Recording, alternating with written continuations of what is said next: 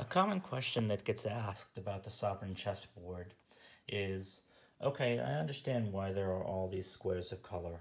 I understand that when I put a piece on a red square or on an orange square, that I then control the red or orange armies. But why then are there white and black squares? Does that mean that if I am black that I can land on the white square and control the white army? Well, the answer is both yes and no. The reality is that there's never a point where when white is moving their pieces that black can come along, land on a white square, and now they have control of the white army. That does not happen in play. At least not under normal conditions. But let's say that black has a very strong position. They have the majority of their pieces, and white is in a very bleak situation.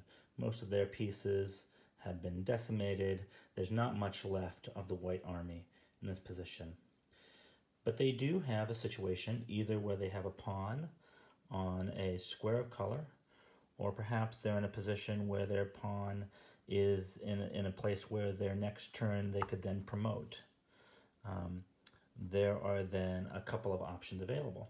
And one of them is that on their turn, in this case, white is controlling the red square, white can declare to, in effect, change their color. And that consists of their turn. And so their position remains the same, but they basically, in effect, abandon the white army and become now the red army, because they were controlling red before.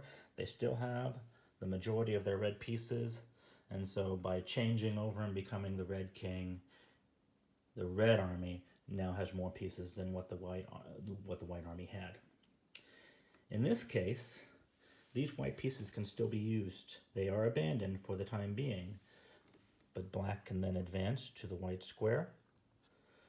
And as long as black has a piece on either this white square or that white square, black can now take control of white army, and in so doing, even in this situation, is now checking the red king.